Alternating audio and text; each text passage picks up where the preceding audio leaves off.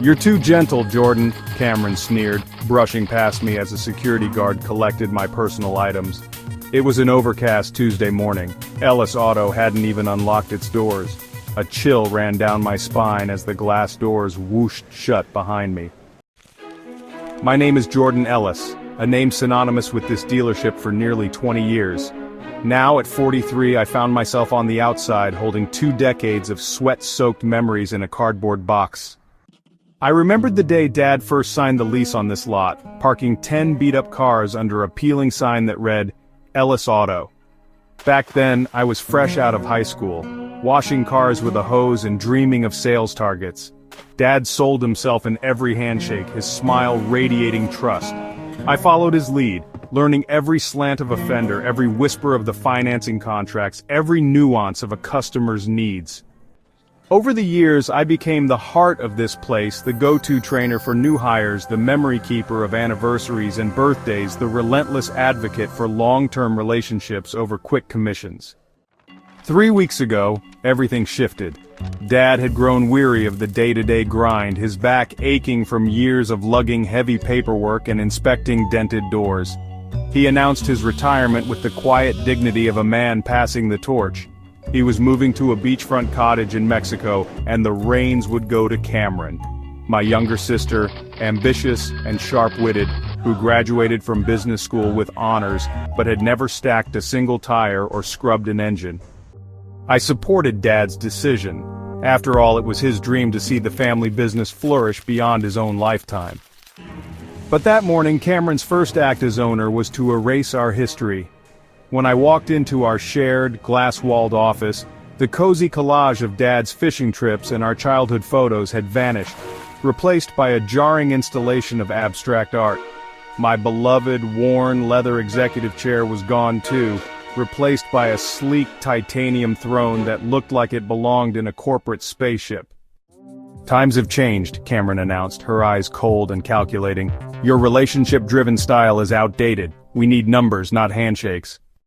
I opened my mouth to protest, but the words died on my tongue. Instead, I watched Marcus, the security guard whose twins I'd helped find their first family SUV, pack my awards and framed thank you letters into a flimsy box. His movements were awkward, as if he hated this as much as I did. "We'll give you a generous package," Cameron said without looking up as she typed furiously on her new laptop. 2 months' pay, plus a professional courtesy notice. Curled uncertainty in my gut, but I nodded without a word. I nodded, took the box and walked out. 20 years of blood, sweat and goodwill wrapped in cardboard.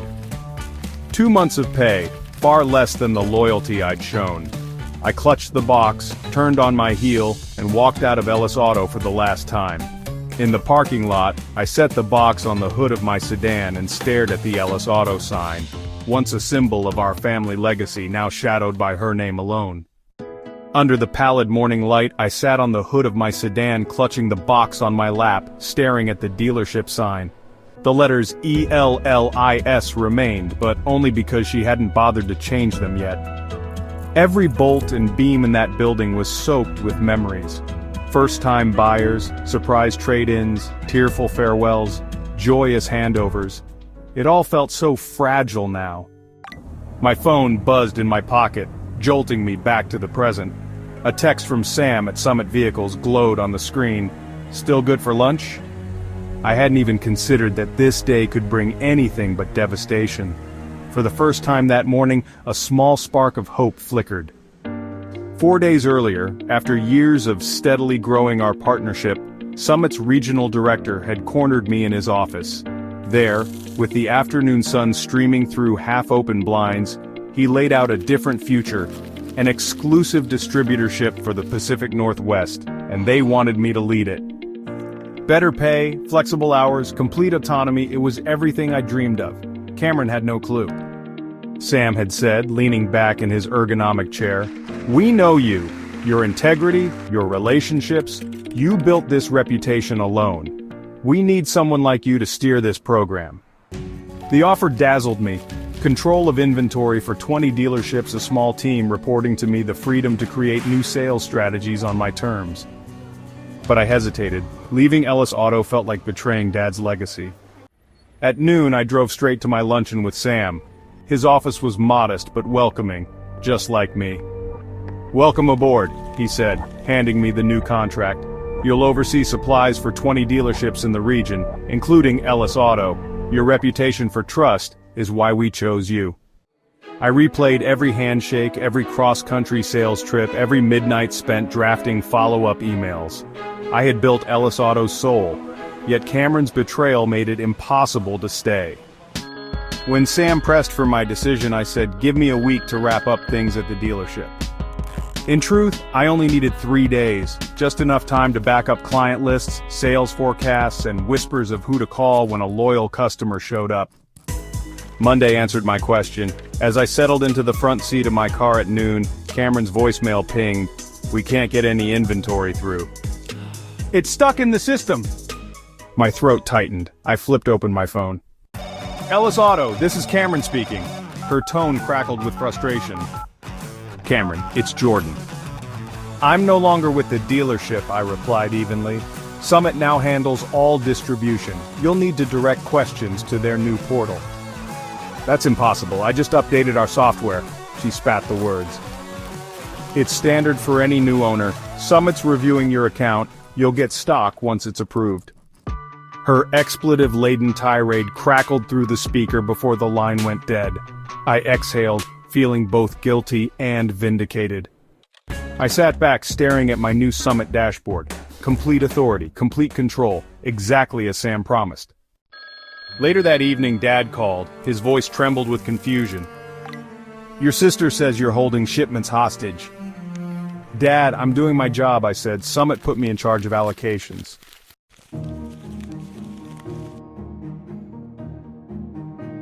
"She fired you, didn't she?" "Yes, I confessed." "She stripped me of every role, gave me 2 weeks' pay, and called it courtesy." "Courtesy?" he echoed, disbelief and anger intermingling in his tone. "And you just walked away?" "I walked toward something better, and toward protecting our family's reputation before she destroys it." "Be careful, Jordan. Family business gets messy. But if you believe this is right," his voice trailed off, "I promise to see him the next day in Portland." At 8 a.m. the following morning, I spread my research across the scarred table at our favorite cafe, whose owner greeted me by name, and Dad arrived shortly after, cup of coffee in hand. I slid a thick folder across the table. Inside were copies of Cameron's covert plans to switch to a discount supplier, notes of brainstorming sessions she held months ago, long before your retirement, and profit projections that ballooned short-term gains at the expense of long-term loyalty. "She's dismantling everything you spent decades building. She wants to sell the dealership to a chain once the quick profits look good," he said, voice low. "That's exactly what she's planning. I told Summit everything. They approach me because they value relationships, like ours." He slammed the folder shut, sloshing coffee in his mug. "Then it's time to give her a choice. She can run Ellis Auto with integrity under Summit's exclusive partnership, or she can sell her shares back to us. No half measures." That afternoon we gathered in the sunlit showroom with our longtime lawyer. Tension crackled in the air like static electricity as we laid 3 options on the polished table. Option 1. Cameron keeps ownership but must maintain Summit as the exclusive supplier and uphold all existing customer service standards. Option 2. Cameron sells her stake to Dad and me at fair market value, with provisions to protect the dealership's legacy. Option 3. Cameron retains her shares but must vacate the premises within 30 days, allowing us to rebrand under a new lease. Cameron's lips twisted into a bitter sneer as she hovered over the second document. The room held its breath. Then the pen scratched across the paper, sans drama, sans shouting, binding her to option 2. Silence washed over us. No triumphant victory lap, just the subdued crackle of ink drying on authoritative pages. The shift was set. In the 6 months since, a renaissance has swept through our rebuilt dealership, now proudly named Ellis & Son Distributors. Rain or shine, families wander through our doors, drawn by the warm welcome my son Oliver and I extend. Dad greets loyal customers with a wry smile. Traffic's up, margins are healthy, and service bays are booked weeks in advance. Our coffee lounge hums with conversation. Last autumn afternoon, Dad and I stood under the crisp canopy of falling leaves locking up for the day. He glanced at me, the old tough love glimmer in his eye. "I always thought your approach was too soft," he began, then chuckled softly. "Turns out kindness is the strongest weapon." I grinned, ruffling Oliver's hair as he waved at an old regular. "Looks like the real legacy isn't just the name on the sign," I said, voice steady. "It's how you treat people, every single one." Dad nodded, wrapping an arm around my shoulder. "You protected what I built and made it yours. That's a victory neither of us could have imagined." We strolled to our cars as the golden dusk settled. I watched Dad drive away, his figure bathed in the warm glow of memory and pride. Then I turned back to the showroom, where Oliver was rearranging toy cars on a small exhibit table, a future mechanic in training. Some legacies deserve to live on. Some stories deserve a second chapter, and as the doors of Ellis and Son closed behind me, I knew this was only the beginning. Ever have that feeling, like the ground just shifts beneath your feet? Yeah. Something you counted on, maybe for years, suddenly just isn't there. Yeah, like a foundation cracking. Exactly. Yeah. And that's kind of the feeling we're diving into today. We got a request from a listener, you see, wanting to understand a really tough situation. Mm-hmm. Family business, betrayal, and then trying to rebuild. It's heavy stuff. It really is. We're using excerpts from a book, Betrayed by Family, How I Reclaimed My Legacy and Built a New Empire. It follows a guy named Jordan Ellis. Right, Jordan's story is, well, it's quite something. It shows how fast things can change and maybe what it really takes to start over. So let's set the scene. Imagine this sort of overcast Tuesday morning. Dealership's not even open yet. Ellis Auto. Been in the family for years. Yeah. And Jordan Ellis, who's put, 2 decades into this place? Started washing cars there in high school. Dedicated his life to it, basically. He's being told to pack his things. His dad just retired. His sister, Cameron, she's in charge now. And boom, he's out. Just like that. No warning, no transition. Just gone. The abruptness is striking, isn't it? It wasn't like, hey, let's figure out your next role. Mm-hmm. It was clean cut. Very clean. And the book paints this picture, him leaving with just a cardboard box. It's stark when you think about his history there. Totally. He wasn't just, pushing papers. He was apparently the heart of the place. Yeah. Trained people, knew all the long-term customers. That relationship side of things, which, is often hard to quantify, but so vital, especially in that kind of business. Right. And that's where the first crack appears, isn't it? His sister Cameron walks in, fresh out of business school. And she's got a completely different idea about how things should run. Yeah, the book says the first thing she does is start removing his stuff. Yeah. Personal photos, even his chair. Wow. Yeah. That's more than just changing the office layout. That's sending a message. A big one. It signals this clash in values, right? Yeah. She apparently dismissed his whole relationship-driven style, called it outdated. Ouch. And wanted to focus purely on numbers, not handshakes. That's a quote from the source, I think. It is. That kind of immediate drastic change, it often signals trouble, doesn't it? Like maybe not respecting what was already built. Absolutely. It shows a potential lack of understanding or maybe appreciation for the existing culture and why it worked. And can you imagine Jordan watching a security guard packing up his awards, customer thank you notes, stuff he probably knew? It's personal. Deeply personal. It highlights the emotional toll beyond just losing a job. It's a family betrayal playing out in the workplace. And there's the severance, Yep. 2 months pay. I mean, okay, maybe standard in some places, but after 20 years of loyalty. It feels, inadequate is a mild way to put it, almost dismissive of his contribution. Right. But then, just as things look bleakest, there's this twist. The Summit Vehicles offer. That comes in at a crucial moment. Yeah, tell us about that. Before all this went down, he'd actually been approached by another company, Summit Vehicles. Right. And it wasn't a small offer. They wanted him for an exclusive distributorship, Pacific Northwest, big territory. So while he's reeling from getting fired, this other door is potentially open. And it sounds like a good door. Better pay, flexible hours. More autonomy, too. Yeah. Which, maybe he didn't fully have even in a senior role in the family business. Hierarchies and all that. Good point. But why Summit? Why him specifically? Well, that's the interesting part. They weren't just looking for a warm body. They sought him out because of his reputation, his integrity, the relationships he built. So they valued the very thing his sister dismissed. Exactly. The book even quotes them saying something like, "You built this reputation alone," recognizing his individual worth separate from the Ellis Auto name. Okay, that's significant. And the offer itself? It had strategic weight, didn't it? Huge weight. This distributorship meant he'd control the inventory pipeline for 20 dealerships in the region. 20. Wow. Including Ellis Auto. Oh, okay. So suddenly, the guy they just pushed out. Holds the keys to their supply chain. Talk about a shift in leverage. No kidding. But initially, he hesitated, right? Because of loyalty to his dad's legacy. Yeah, that loyalty ran deep. But, well, getting fired by his sister probably put a dent in that.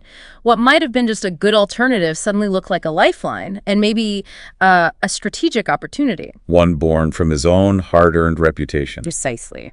So he meets with Sam from Summit. They have lunch. He signs the contract. And just like that, he's plugged into Ellis Auto's supply chain, but from the outside. It shows how quickly things can pivot. And the book mentions he was smart enough, even before leaving Ellis Auto officially, to back up key info, client lists, forecasts. Smart move. It shows he wasn't just reacting emotionally, he was thinking ahead, understanding the value of that information in his new role. It's about leverage, really. Then comes the call, or the voicemail rather, from Cameron. Yep. Inventory's stuck, she needs cars. You can almost picture the scene. And Jordan's response. So calm, just factual. Basically, Summit Vehicles is your new distributor now. Here's how it works. No gloating, just laying out the new reality. It must have been quite a moment. The power dynamic just completely flips. Completely. And Cameron's reaction. Well, the book mentions an expletive-filled phone call later. It shows she really didn't see this coming, didn't understand the connection she was breaking. Meanwhile, Jordan's looking at his new Summit dashboard, seeing everything with complete authority. What must that have felt like? Probably a mix, right? Vindication, sure, maybe a little guilt, but definitely a sense that the tables had turned. He went from being sidelined to being central. Which inevitably leads to the father getting involved. Of course.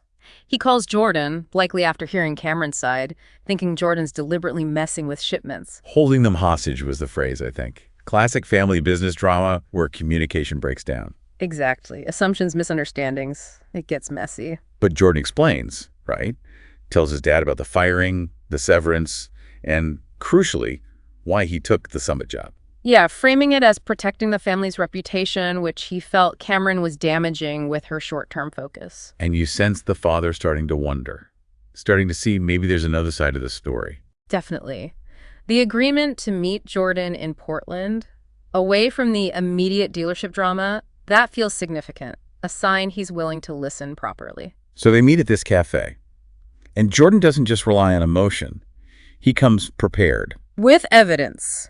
A thick folder, the book calls it. What was in it? Research Jordan had done. It showed Cameron had been planning, even before the dad retired, to switch to a cheaper discount parts supplier. Prioritizing short-term profit margins over quality and maybe long-term loyalty. Exactly. It suggests her strategy wasn't just a reaction, but a pre-planned shift away from the established values. And then the real kicker. Her ultimate plan: to sell the dealership, flip it to a big chain. Wow.